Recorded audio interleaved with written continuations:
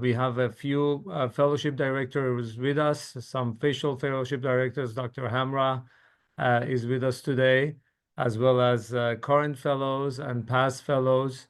And we're going to open up a discussion about the type of training that we offer. And I know that some of you guys have sent some questions in, and we'll get to those as well. Dr. Nakro is usually on this meeting. Unfortunately, had some meeting come up, so he sent us a videotape as well of his words, and we'll try and play that for you at some point during this meeting, okay? So without further ado, I'm going to ask some of the former fellows and current fellows to introduce themselves and let us know what is their background and how did they find about our AACS fellowship. So let's start with Dr. Hayes, a former training fellow. All right. For those watching, I'm Dr. Nicholas Hayes, and I had the pleasure of doing it was a combined fellowship at that time of general and face cosmetic surgery with Dr. Alexander Sobel in Bellevue, Washington, the year of 2022, 2023. Leading up to that, I was a general surgeon for 10 years, practicing general surgery here in Southern Idaho. That's where I'm practicing cosmetic surgery now. And I found out about AACS fellowships really back in residency. It was probably about 2009. And so I'd considered it on a yearly basis. And then every year you'd get an email that said, fellowship positions potentially open. And it was, 2021. I said, well, I'm just going to apply. Dr. Sobel had an opening, and I flew out there, interviewed, said, that's what I'm going to do. So that's what I'm doing now, full-time cosmetic surgery, which includes general body and facial cosmetic surgery. So, excellent. Thank you so much. Let's go to Dr. Al-Harbi. Is that correct, Dr. Al-Harbi, a current fellow? Yes, that's correct. Yes, nice to meet you. Tell us your background and how did you find out about these fellowships? Yeah, thank you very much for the opportunity. My name is Hamad Al-Harbi, and I'm oral maxillofacial surgeon. I did my training at the University of Miami, and I've been always interested to do cosmetic surgeries. And in Miami, we were very heavy in reconstructive surgeries, and I love the cosmetic surgeries from that aspect of training. And then I found out about the AACS through social media, and from Dr. Daria Hamra, who was he went to the University of Miami as well. So we had the same training. So I approached him and I applied to the cycle, and I matched. And now we're almost 6 months out in this fellowship, and it has been great so far. What did you hope to gain from completing the fellowship, and how do you describe your experience so far?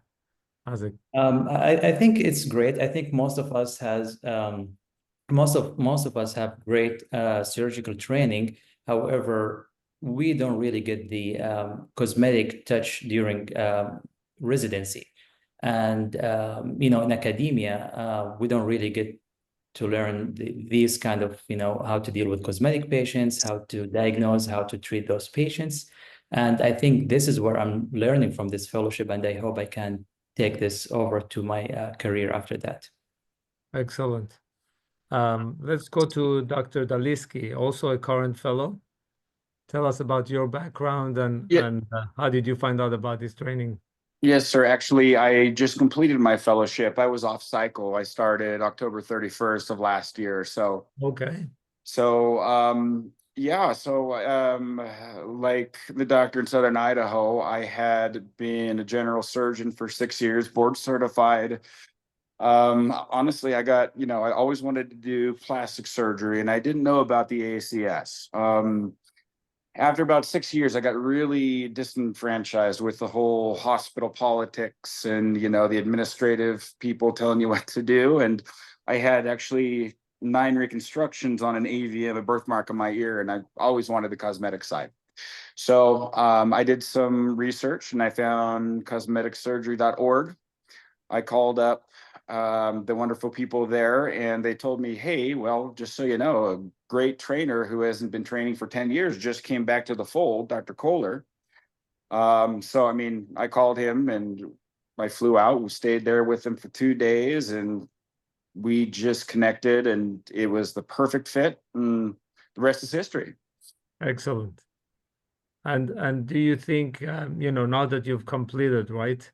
Do you think the experience you gained in this past year has prepared you for success in practice? Oh, absolutely, 100%. I mean, so I did a general cosmetic surgery fellowship, which included everything head to toe. And Dr. Kohler, like that guy is busy. And I think my case numbers are around right around 1,000 cases in a year. And he showed me all the ins and outs, all those little technical tricks, all those ways to look at things differently so as to really put your work up there, high on the scale. And I'm just started work here in Salt Lake City now, and I absolutely love it. I am getting great results. My patients are happy. I cannot complain. Great. Excellent. Thank you. Dr. Henry, you can tell us, you're completed your fellowship. So tell us about, what is it to transition from the fellowship to, beginning few months of practice, and how did the training help you? Yeah. So I'm a general surgeon background. I was lucky enough to be with Dr. Hayavi for my fellowship. I finished this past July. The transition is like any time you go into being an adult in the surgical world. It's not easy, but with my fellowship, I was very prepared. I felt like I was able to jump right into it without really having too much of difficulty, just normal stuff like adjusting to a new practice and figuring out how things work. But overall, I felt like the surgery was like the easy part. I mean, like we did so many cases that I mean, like liposuction all day, face cases, breast cases. Like I was very prepared from that standpoint, and passed the orals and the writtens pretty easily. I don't think there was any issues from that standpoint. So just coming in really was the hardest part, I guess, was just learning to be on your own and like starting a new business and like trying to figure out the business aspect of medicine, which is the hardest part. And, trying to get on social media and trying to get it all together from all those standpoints. But I mean, I was very prepared coming into it. I mean, I just came back from a big liposuction case and it went well. And my patients have been happy so far. So I really don't have any complaints with the fellowship or any aspect of the AACS. Excellent. Thank you. Good to see you. You too. I'm going to go to Dr. Lanidi.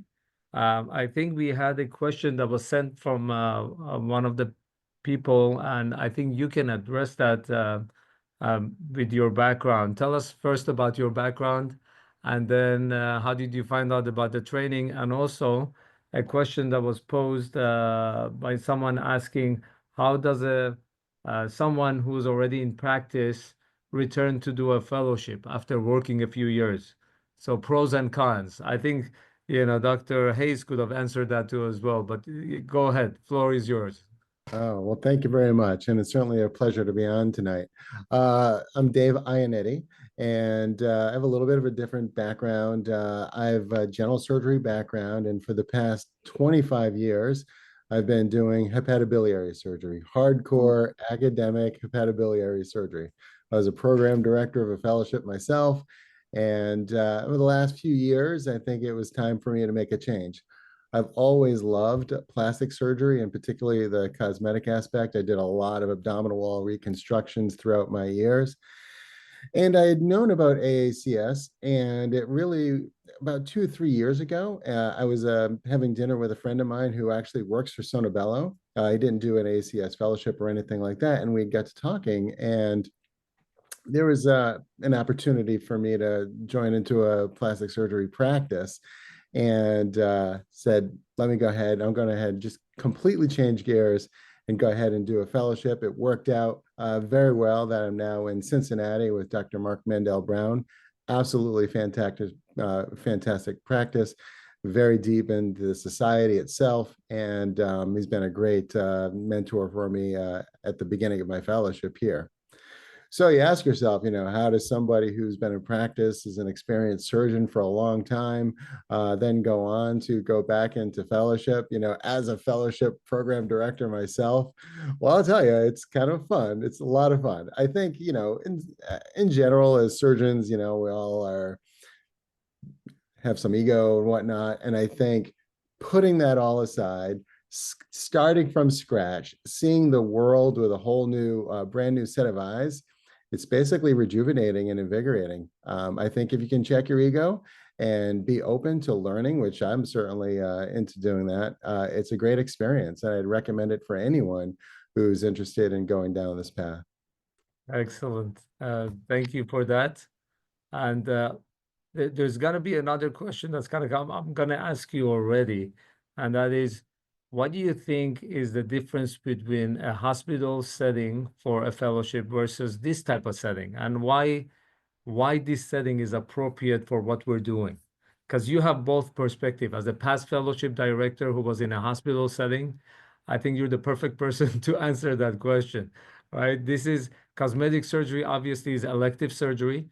It's rare for it to be performed in a hospital setting. That's why, residency training is not adequate and a fellowship is required to be skilled in it. And these types of trainings, are in a private surgery center outpatient facilities.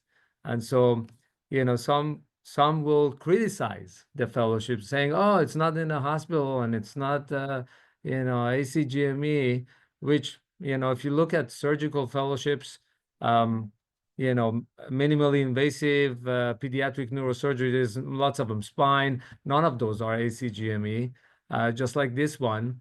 But I'd like your perspective as a past fellowship director, hospital setting versus this setting. What are pros and cons?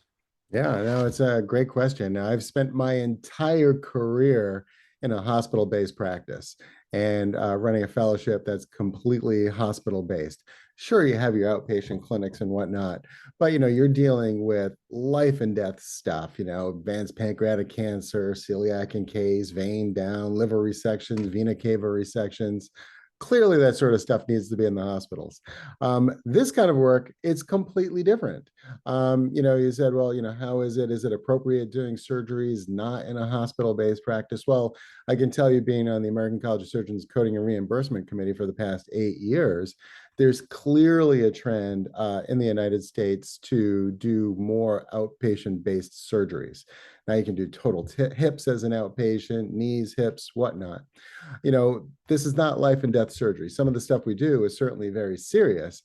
However, and there's certainly going to be variability across the country. And I think that's why working in private surgical centers that are nationally accredited by, 4AH or AAAHC, things like that. I would certainly say, as somebody who's been working in hospitals, which, by the way, might not be the most highest quality places right now in the United States, particularly since COVID, that the operating rooms that we are operating on here in Cincinnati at Mendel Brown Plastic Surgery rival any operating rooms I've worked with anywhere. So definitely a change, but I think that if the office-based practice procedure rooms and operating rooms maintain to themselves to the highest standards, I think it's very safe and appropriate for these procedures to be done there. And certainly patient selection is certainly critically important as well. You don't want to do an 80-year-old, 3 heart attacks, COPD, blah, blah, blah, blah, doing a third-degree abdominoplasty. So that would be inappropriate. So good judgment, patient selection, I think would be very, very important. All right, thank you. Thank you for that response. I'm going to add a little bit to what you said by saying that, I trained at Mount Sinai, New York, and, we did a few cosmetic surgery cases, but by the time you get to be a senior resident that can do those type of cases, you do the surgery, you may see them a couple of times post-op, you don't get to follow them long-term. And doing a fellowship, in this type of setting, you see patients come back, and you follow them up all the way to full-on healing 6 months to a year after.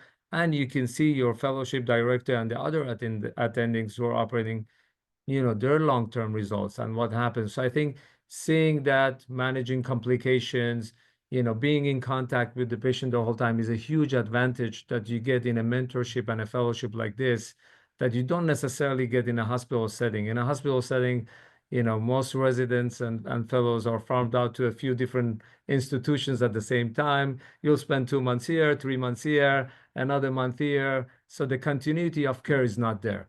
These types of settings, like our fellowships, provides that continuity of care, which provides valuable information to you as a surgeon to be able to, learn as well as hone your skills.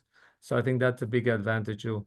Dr. Yu, Dr. Yu is my fellow. Why don't you tell us how did you hear about your fellowship and how's it going? And you don't have to lie. Well, I'm a little bit biased in that. Hi, my name is Dr. Yu. I'm Dr. oral and Wu is in the maxillofacial. background. Yeah. Hey, how's it going?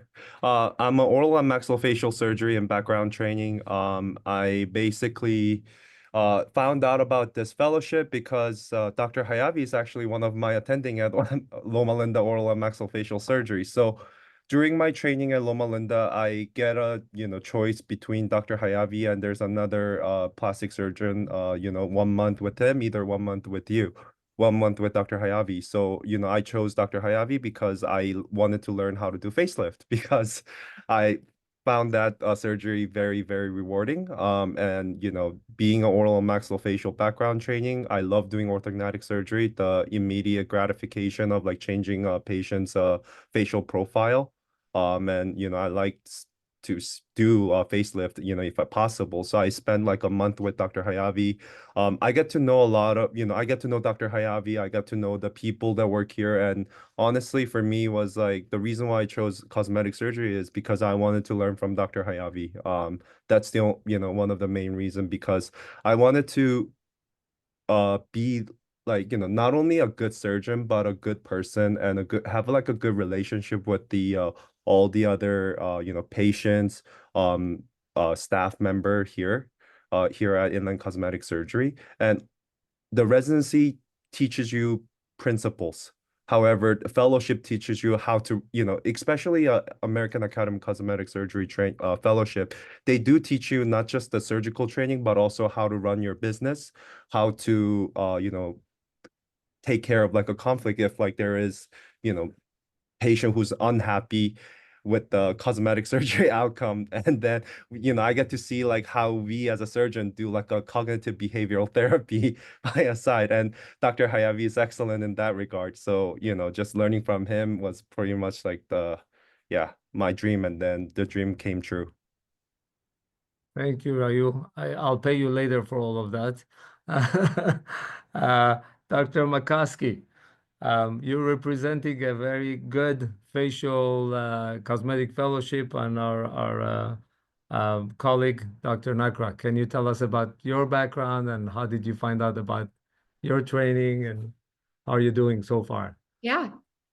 So I am an ophthalmologist by training. I did my residency at Mass Eye and Ear up in Boston.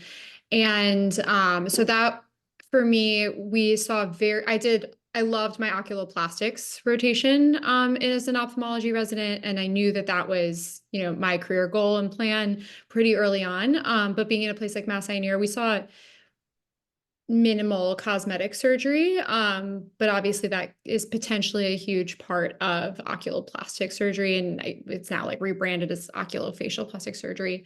But even still within that sphere, the amount of cosmetic surgery within that like world of training is very variable.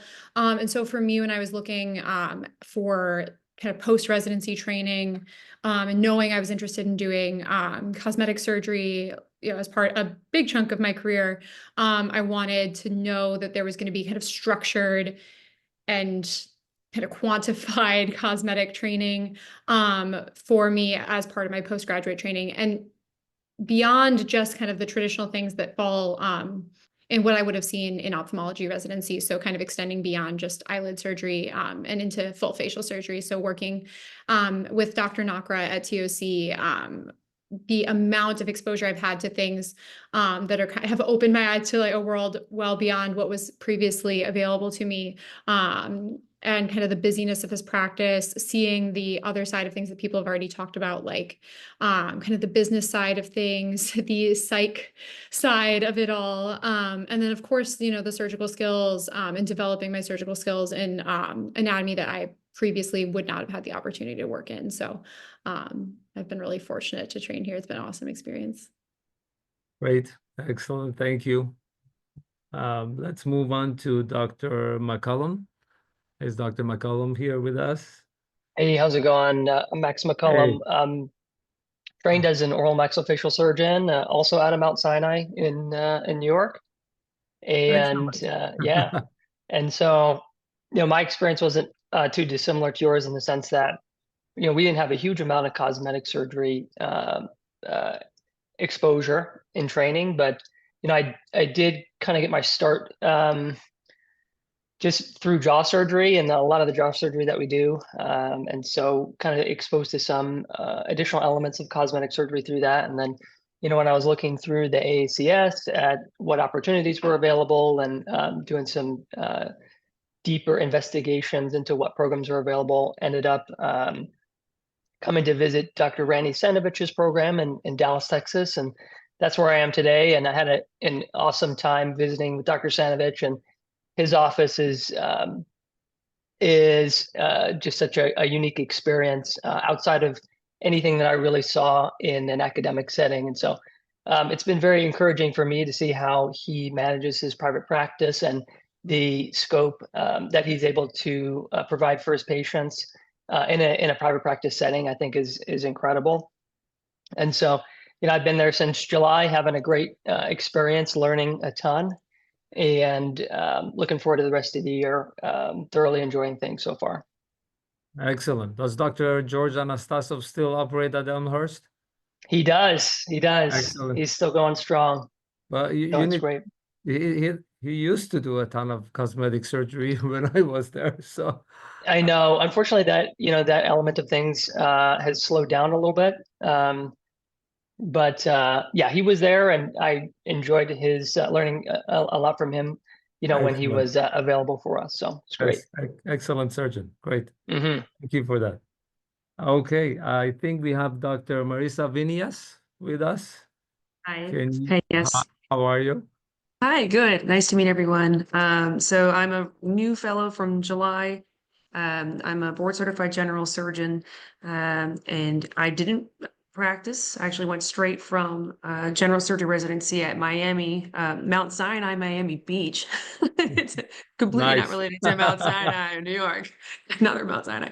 Went straight from there to a burn fellowship at Johns Hopkins, and then I'm doing cosmetics now. I grew up, my father's a plastic surgeon, and then doing corporate reconstruction through burn. Actually, post-burn reconstruction was more so of interest to me. And then really the rest of it, what his practice is really a lot of cosmetic and aesthetic. And I grew up around that and really developed a passion for it. And he actually is the one who told me about this fellowship, as well as actually my program director in residency. Yeah, so he's very supportive and excited for me to partner with him. And he's really happy about this fellowship being here for people like, you know, me and other surgeons out there that don't want to do the traditional pathway and kind of want to mix things up. And yeah, it's been a great time with Dr. Sessa here in Sarasota. I'm still wearing my scrubs. I just got back at like, it's maybe 7:30. It's a good day. And it's been every day, so much education, so much hands-on education. I'm really loving this fellowship so far. Great. Thank you so much. Dr. Tang, tell us please about your background and how did you find out about these fellowship programs as well? I'm a board certified general surgeon. I was out practicing for 5-6 years. And my friend who is Scott Meridian, he's the program director in Miami.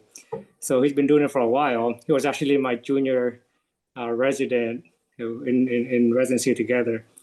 And so through him, then, you know, I applied and, you know, he took me. And so this is my last 2 months of the fellowship. I started in January, so I should be done soon. We do a lot of cosmetic stuff, obviously, a lot of your bread and butter cosmetic stuff. Very, very busy practice. Learned a lot, and hopefully I'm ready soon to be on my own. Excellent. So how does you're almost you're at the tail end. How Yeah. does your experience compare to your expectations going into the program? It's been quite busy. Every day, we do like 15, 20 cases a week, a lot of combo procedures, a lot of hands-on with Dr. Meridian. Since I'm kind of an experienced surgeon, I get to do a lot more, I suppose, and more early on as well. And so I feel pretty confident about it. Very busy practice. You do have to keep up with the academic because the oral boards and the written boards you have to take before you finish the fellowship, and also you have to keep up as well as with the research project. Right. So you have to do everything. You have to finish everything before you're done, in order for you to get your certificate. And so, yeah, you can't really slack off. Right. That's right. So there was a question that was asked, how long are the fellowships? So majority of the fellowships are 1 year. It's a 1-year training, but there are some fellowships where if you're in practice and you want to come 2 or 3 weeks out of the month, you can do part-time, so they can extend up to 2 years. During that year, you do have to publish at least one article in a cosmetic or a plastic surgery journal. It could be a research article, clinical research, or otherwise.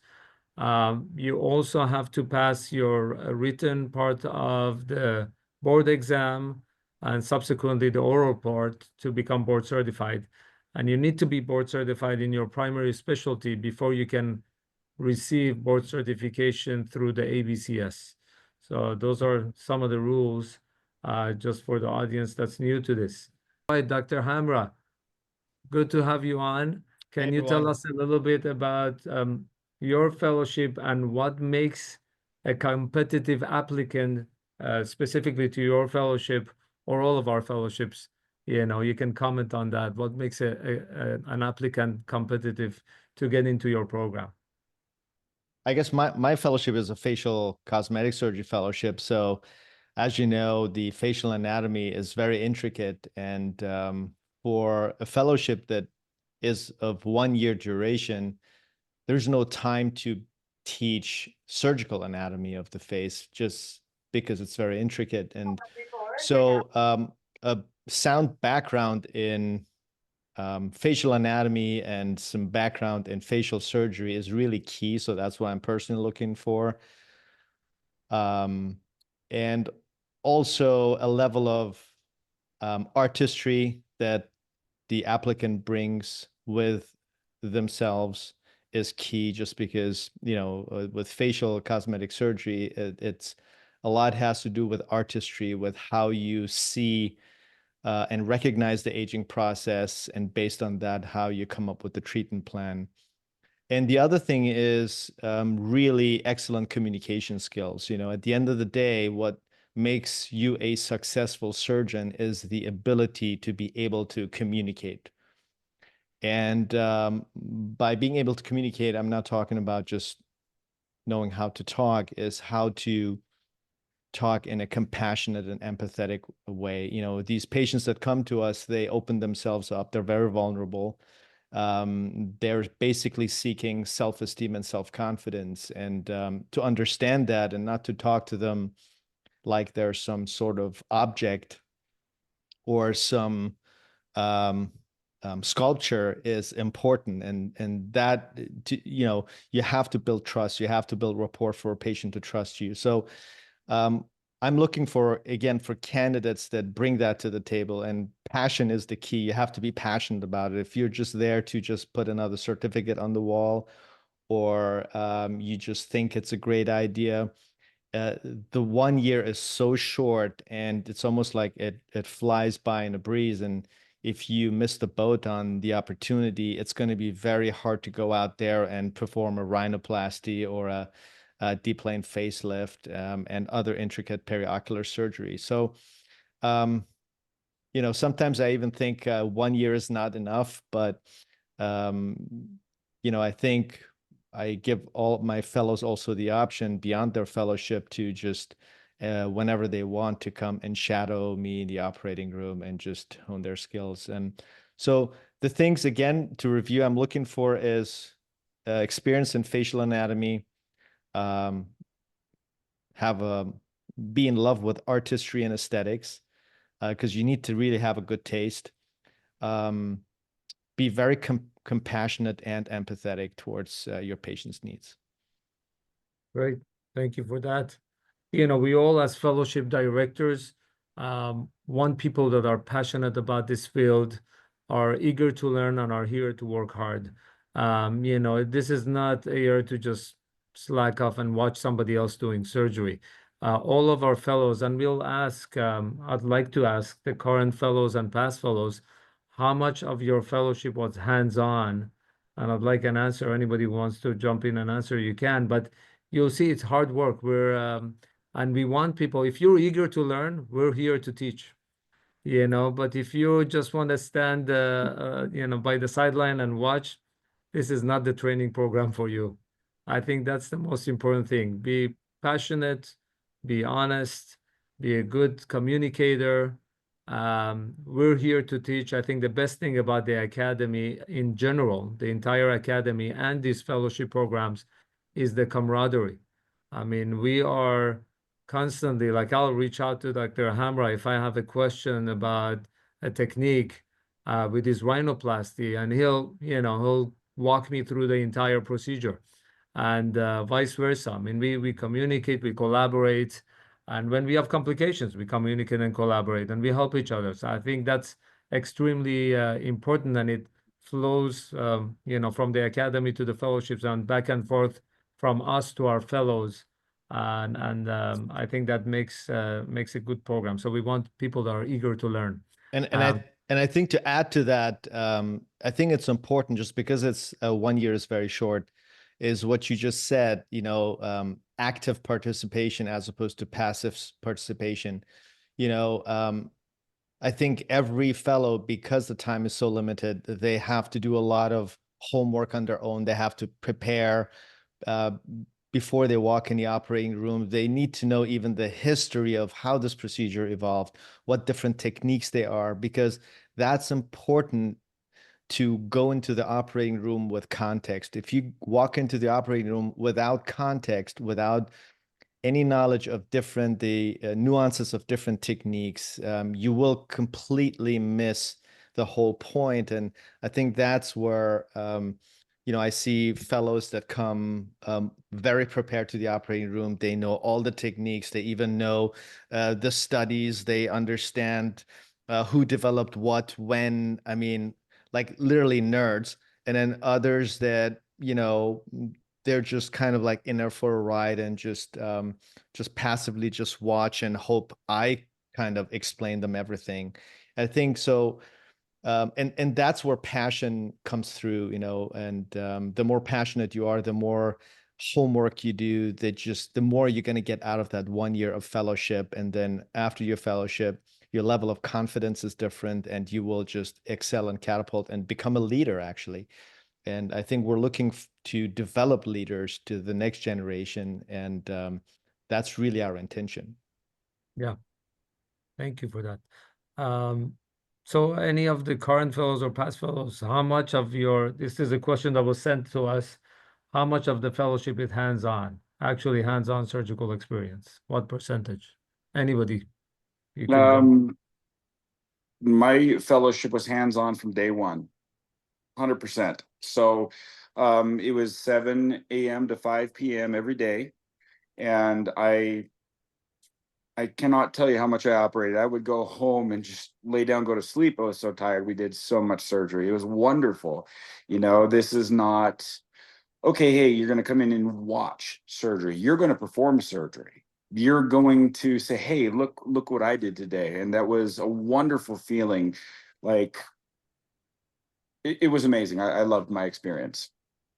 Great. Any of the other fellows want to chime in on that? And maybe what's your favorite procedure, or what was the biggest surprise about your fellowship? I guess I'd have to agree with the last comments that, I mean, right from even the interview process was hands-on. So pretty much hands-on right from the beginning and all the way through. We had a lot of staff at Dr. Sobel's fellowship that he was affiliated with. So had the opportunity to work with 14 different either cosmetic, plastic, oculoplastic surgeons and to learn different techniques. So it was a great experience. And what was your follow-up question? What was the favorite So procedure? what was your favorite procedure, and was there any surprises during the fellowship, or what was the biggest surprise during your fellowship? I mean, my favorite procedure was facelifting. It's the facelift procedures. I guess the biggest surprise was how fast it went by. I mean, I was living away from my home in Bellevue in a camp trailer for a year and would come home every couple of weeks. So it was a kind of, odd experience, but I would say that it went by so quickly between the, being in the OR to studying every night to getting the research project done, studying for boards. So yeah, I agree with Dr. Hamra. Sometimes I thought, maybe a year is not enough. You need, cosmetic surgery is a lot. Yeah. Great. Yeah, I can. I'm 100% hands-on since day one. What I found surprising was how, because remember, I was practicing general surgery for 5-6 years before I started this, and I didn't think I would get the gratification from doing cosmetic stuff. I've had more patients that cry to me about how it changed their life versus when I was doing general surgery. So that was surprising.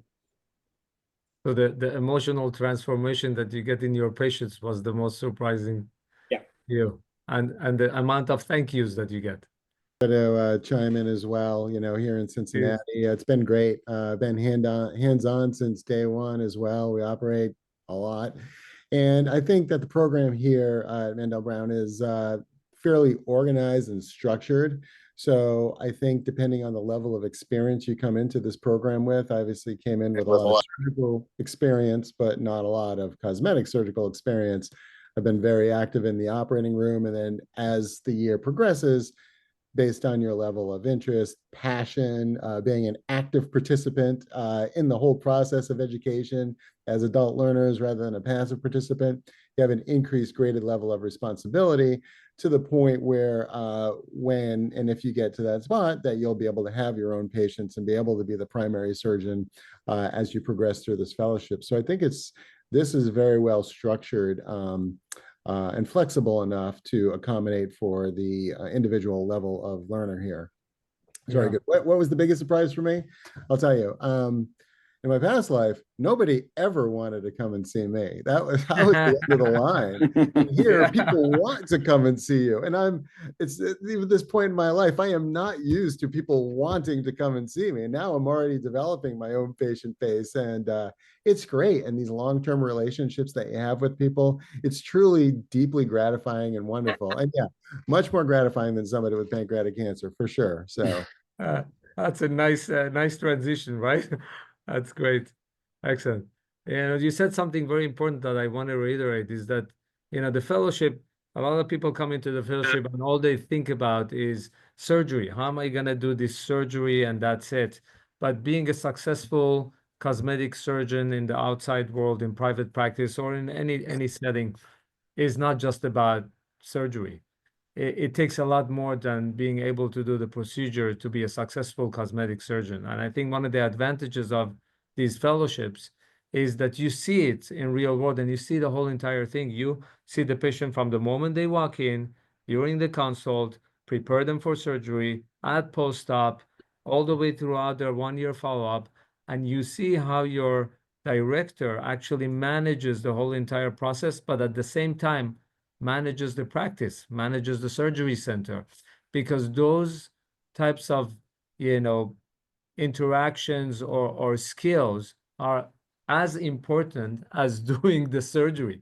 And so all of that, how to accredit a surgery center, the processes that go into doing quality studies and infection control and, all these things that you guys participate throughout the year are important to be successful later on. So I think that's another advantage of these types of fellowships. We have a question from someone that is there online. If you Yeah. wouldn't mind entering it. If someone were considering 2 fellowships such as MIS and cosmetics, is there a particular order that you would recommend? And also, would you recommend some work experience as a general surgeon prior to starting cosmetic fellowship or start directly after residency? Great question. So I've had 2 fellows that had done MIS fellowship before they did my fellowship. I mean, could you do it in reverse? You could, but I think it's better to do the MIS fellowship because you get an appreciation of all of those procedures right after your general surgery. And then you see the results. I mean, you'll see your patients come back and have lost 80 pounds, 100 pounds, over 100 pounds. And they will ask you for the body contouring procedures. And it would be nice to have both skills. Both of my fellows that did my fellowship are very successful surgeons that practice. One of them is a fellowship director as well. And they do about 50-50, bariatric surgery and cosmetic surgery. So I would say probably do MIS first and then the cosmetic surgery fellowship.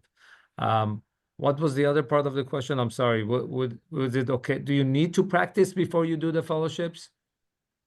I don't think so. If your end goal is to MIS and be able to offer, the body contouring procedures, you might as well finish the entire training. I think it's harder to go into practice and then come back into a fellowship. Although we have a couple of people are doing it, and every year we get people like that. I think it's a little bit more challenging to come back into a fellowship. So I would say straight from residency, go do your, MIS fellowship, apply to your cosmetic fellowship and get it done, and then you can go out and practice and you'll be very successful. Great, thank you. I do Yes. agree with that as well. I did MIS and I was practicing general surgery and bariatric at the same time. And I would just go straight to fellowship and not practice. I think once you start making some money and then you have to go backwards, it's very difficult. I'd agree 100%. It's quite painful going back after making good money for 6 years to go back to fellowship, and now you're the trainee again. It's easier to go straight into fellowship after residency. And the question, it says if you're trying to choose what fellowships to do, what I'd say is rotate with both fellowships and kind of see what you love. If you don't worry about, am I going to miss an X-flap or a Detroit gunshot wound trauma? Don't worry about that because you won't. If you really love what you're doing in this rotation, choose that fellowship. I think that's the best way to go about it. Great. Thank you for those perspectives from both of you. I want to ask the fellows to give some advice to the people that are on here and are thinking about doing a cosmetic surgery fellowship. What advice would you give an incoming fellow? So anybody who wants to chime in or call on you, but you guys can chime in. Even people that, have already completed their fellowship. What advice would you give an incoming fellow? Well, I'd say that residency is a difficult process. Okay. Obviously, if you decide you want to do a fellowship, then you should do it, and you should prepare, maybe give it 6 months, figure out the best literature you can read. There's like QMP is what I used. It's online, it's videos and papers and all that. It was wonderful preparation. It helped me study for my cases I had the next day or the next week. But just get ready to drink through a fire hose because it's going to be coming at you incredibly fast. But you're going to surprise yourself in a cosmetic surgery fellowship. You are going to walk out feeling like king or queen of the world. You know what you're doing, and you'll be confident in yourself at the end of one of these fellowships. Right. I think one thing that's common to all the fellowship directors and fellowship programs is that they're busy institutions, and you get to see the surgeries, repetitiously so many times that you become, comfortable with the entire procedure and the post-op care as well as the pre-op care. So no lack of volume in the programs. And the person asked here, how many of them are available to OMFS residents? I think all of them are available to OMFS residents. What do you wish you knew when you first started your cosmetic surgery fellowship? There's not necessarily anything I wish I knew. I think that he did a really good job of teaching me everything. It was just such a culture shock. Like we said, I'm general surgery, so just coming from the hospital, I came in right from residency, just started fellowship. So, I mean, everyone was so nice. It was kind of confusing at first, coming from the hospital and general surgery. So it was a good change. I didn't see anything wrong with it. I mean, I would just say that you just got to be ready to learn, like everyone else is saying. I mean, it's a great experience, but I just put everything in and went 100% in on it and did the year as best I could. And I mean, just know, I just wish I had known that, I guess, going into it, that I knew it was going to be so crazy, but it was awesome and I loved it. And I would do it. I mean, I don't think I'd do it again, but I would, I would Henry, you have recommend to come everyone back. else doing it. I would recommend anyone doing it. It's a fantastic opportunity. Yeah, I mean, I agree with Henry for a lot of stuff. I mean, I'm oral and maxillofacial surgery background training, and honestly, my day one, Dr. Tower, other attending gave me a blade, and then you're gonna do abdominoplasty. I'm used to cutting anything that's neck up, but then neck down, it's like my first time. But just I mean, I'd like to just share, like, people, like, I don't know how many oral and maxillofacial surgery residents are out in the crowd today, but whenever you do the fellowship, like, I want to share what Dr. Hayavi told me. It's like, do not limit yourself. I mean, you can do, everything. And honestly, like, if I feel like if I can do it, like, so you guys can do, as well. So, it's a lot, it's like very fast learning curve, like, that you have to do, like, being able to cut the face and now to the body, and it's a very short amount of time. You have to learn all the technique and the mastery and the artistry involved with the body contouring, breast surgery, and of course the face as well. It's a lot of learning. You have to self-learn, but then luckily for me, Dr. Tower, Dr. Hayavi are great mentors. They teach you a lot of stuff, and of course they give you a lot of reading materials too, especially Dr. Hayavi giving us like papers to read and everything. So just reading all those articles on top of your self-studying will definitely get you prepared to be a good cosmetic surgeon, I feel like. Right. Can I ask can I sort of answer your question by asking you a question? Yes. Well, when you're doing something in your life as a fellowship is a means to the next step. It's a means to an end.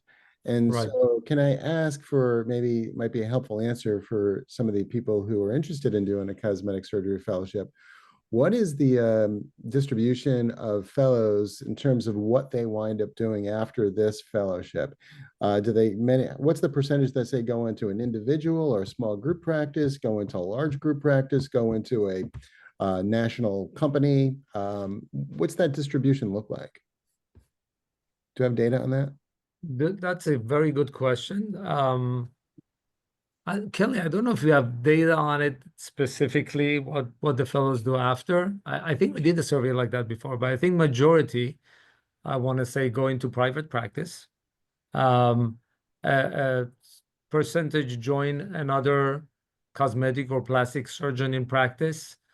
And I think in the last few years, there has been a trend where the fellows are recruited by these companies who hire them to do surgery for them, and a couple of my fellows have been recruited to go to these companies, and they do it for a short while, and then they go to open their own practice. So, and we've had, I would say, one or two that have gone into the academic world. But as we know, it's hard in an academic world because these types of surgeries are not performed in academic institutions. So it's a little bit more difficult. But yeah, I would say that majority go into the private practice or join someone else. Do most fellowships also provide education on business aspects of starting cosmetic practice and or a med spa? Yes, the answer in general is yes. Most fellowship directors, just by being there, you're going to learn all of this. Just by watching your fellowship director, manage the practice, and we can always have discussions. Some fellows, a lot of my fellows actually, towards the end of the fellowship, they'll get job opportunities and contracts, and we'll sit down and discuss, and they'll get advice, and even after and years after. I mean, I have one of my former fellows coming to visit me. She's opened up a practice in New York and she wants some advice. So she graduated 3 years ago, and she's coming back to, chit chat about what's going on and what she wants to do. So there is some mentorship in that aspect as well. Is it important to match into a state/area where you would want to end up practicing in for the foreseeable future? I don't think it matters really. It would be nice. I would say a lot of my fellows stayed in Southern California, but I have many fellows that have not, and they're all over the country. And it's nice to have fellows from, other states. I don't think it matters where you do the training, as long as you get good training. It's important that you get good, high quality training, more than being in that state. Having said that, I think we all, and Dr. Hamra, correct me if I'm wrong, I think we all are open to have people that are thinking about the fellowships to come and visit us even before they apply. I think we like that. Actually, I take 2 fellows a year, one in July, which happens through the match, and one in January, which is outside of the match. And my January position fills up 2 or 3 years ahead of time. I get people that email me all the time. They're interested in the fellowship. They come and visit. Some of them have done rotations with me during their residency for a whole month. Some come and stay for a week, some for 2 weeks. And we get to know each other. They get a feel for the program. We get a feel for them. And it gives us a better, perspective on each other. And then if all is well, I mean, they apply to the January position, and we sign the contract ahead of time. So I think if you're thinking about it, go visit the programs that you think are good, and you can do that ahead of time, even before you apply officially. I think we all look forward to it. I don't know if Dr. Hamra has, anything to add to that. Yeah, but a lot of my fellows, they basically call it a work interview. You come and spend as many days as you want, and they literally, I let them scrub in. Of course, if they don't have a state license, they're not allowed to touch the patient. But if they have a state license, they get right into the mix, and just, you test drive each other and see whether there's chemistry, whether you like the style. Every surgeon has a style. Every office has a certain energy, and you see if you're a good match, and if you see yourself there for a year. And to your previous point, a previous question on whether fellows learn anything about the business aspect, I let actually my fellows sit in all my business meetings and all my marketing and branding meetings. I think the one thing I learned from my fellowship many years ago, I would say it was 80% on how to run a practice and how to run a business and how to run a surgery center, and 20% how to cut. I mean, cutting is really just manual dexterity, is just hand-eye coordination, and most are already surgeons. So that's kind of a given. And the rest is just training and education, and from reading to even encouraging. I encourage my fellows to watch a lot of video. I think that's key. That's something that was key for my fellowship. Kind of rehearsing the surgery by watching as much video as you can, and then coming to the operating room. It's like you've seen the surgery already 50 times. That helps tremendously. And then so the focus, a lot of my fellowship at least, is in how to run a surgery center, how to run a med spa, how to integrate all of that. But most importantly, how to brand and market. And that's the one thing that I think, no matter how good of a training you got, how good of a surgeon you are, if you go out there and start private practice and you have no clue how to brand yourself and market, well, who's going to walk through your door? And then before you know, a year or two has passed and you have barely done any surgery, and now your confidence level goes down because you didn't have the opportunity to do a lot of surgeries.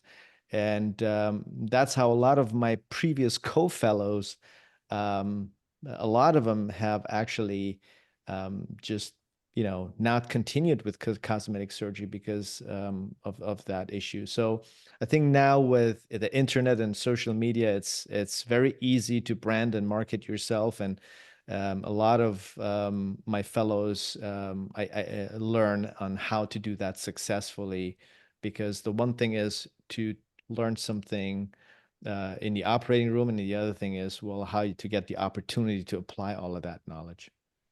Great, thank you. I think we're almost at the tail end, so I'd really like to play Dr. Nakra's tape.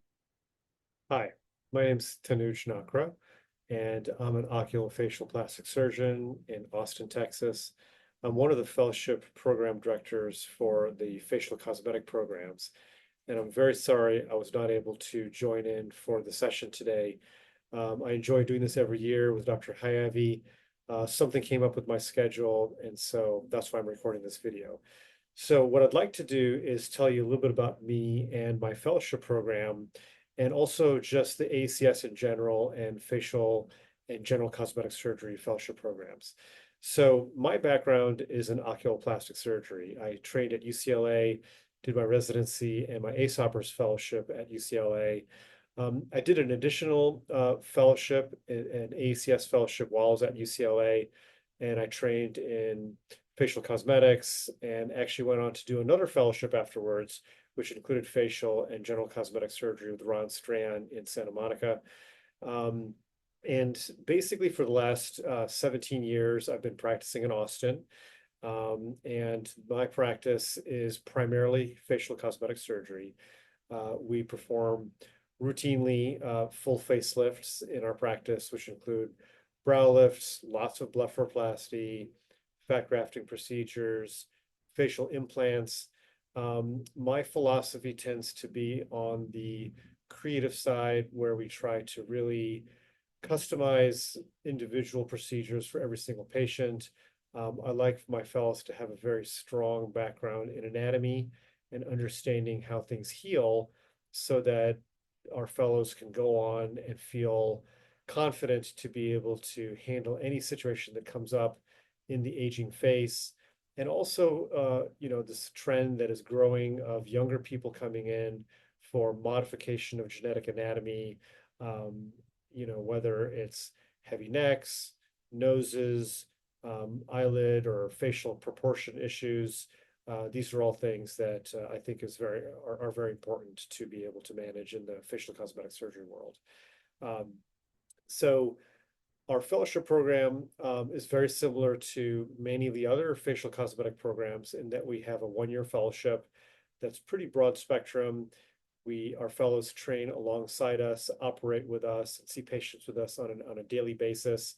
All the programs that I know also are similar in that regard, and we also have our fellows seeing their own patients and doing their own surgeries, which I think is very important for gaining confidence and being able to feel ready to tackle a career once you've trained and graduated from your fellowship program. Let me tell you a little bit about my experience with the American Academy of Cosmetic Surgery. I've been involved with the AACS basically from my fellowship days onward. I have found the AACS to be a truly wonderful organization that I had no idea existed when I was a resident. And it's just an interesting thing. I think many of you who are here today probably are recognizing that you're interested in cosmetic surgery and may have not even realized that this was an option coming out of medical school, just because most ivory tower institutions don't really have much cosmetic surgery for medical students to see or experience. I think a career in cosmetic surgery is exciting. I think it's truly blends arts and science, brings together the left and the right brain for what is truly an enjoyable day-to-day life, where we're treating patients, improving quality of life for people, while doing very unique, customized procedures on a daily basis. I'm never bored. I enjoy what I do. In fact, I don't imagine ever retiring because this is so much fun to do, what we do every single day. And so if you're thinking about a career in cosmetic surgery and you're nervous about it, I would encourage you to feel confident that you're making a good decision heading into the field of cosmetic surgery. I think the future is very bright in cosmetic surgery if you are well trained and you take care of your patients. You will be successful in creating a practice, whatever flavor of practice you're looking for, whether it's academic, group practice, solo practice. I think all of these options work very well in a cosmetic surgery world. So anyway, just wanted to give you my cheerleader approach to careers in cosmetic surgery. I think the future is very bright. The American Academy of Cosmetic Surgery is the only true full spectrum national, international organization that focuses exclusively on cosmetic surgery of the face and body. The organization takes the mantle very seriously of promoting safety, training fellows who are not just competent, but excel and are leaders in the specialty. In contrast to other specialties that also perform cosmetic surgery, like plastic surgery or the ENT facial plastic surgery surgeons. In contrast to those training programs, AACS fellowship programs are focused exclusively on cosmetic surgery, with all of the details that go into that when it comes to patient clinic evaluations, running the practice, the individual surgeries, managing complications, marketing.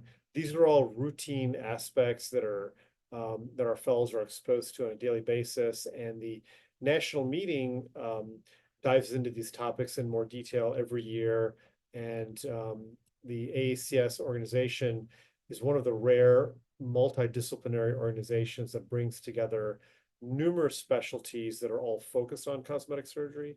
And it truly is one of those things where a rising tide floats all the boats. I'm mid-career. If I have a question or a concern that I feel is beyond my knowledge base when it comes to dermatology, I have numerous people in the AACS that I will be able to text, on the fly in the middle of my clinic to get some feedback. Same is true when it comes to some of the other specialties. I talk to my oromaxillofacial colleagues when it comes to bone structural issues and questions, and people ask me questions, and I'm happy to, talk through any issues that my colleagues may be going through with their own patients, and all of these things get magnified in a very positive way at the national meeting, where we all present in our areas of expertise, but also get onto panels where we're discussing things and bringing different perspectives together. So I've found my association with the American Academy of Cosmetic Surgery to be very fruitful, enjoyable, just intellectually stimulating on an annual basis. I'm proud to be a program director, and I'm excited that you're all here to consider applying to one of our fellowship programs. We're a growing specialty, a growing organization. We're looking for people who are bright, energetic, enthusiastic about the specialty, and really take patient care and maximizing your life approach to education very seriously. These are the kinds of candidates we're looking for our fellowship programs across the board. So I hope that gives you a little insight into me, our practice, our fellowship program, and the American Academy of Cosmetic Surgery. I hope you guys have a great rest of your session. Thank you, Jacob, and everybody else. I'm sure you'll take it from here. And our current AACS fellow, Dr. Mikhail McCoskey, who we're very proud of, is there to be able to answer questions live about our program and the facial cosmetic surgery program. Have a great rest of your session. Thank you. Have you had any Canadian residents apply for the fellowship? So I have a fellow that is Canadian in origin, but he actually did his residency here in the States. So I haven't had a Canadian resident directly from Canada apply for the fellowship. You know, the key is as long as they can get licensed, they can get malpractice insurance, they can certainly apply. And if they've passed USMLEs and they can get licensed in the state, they certainly can apply.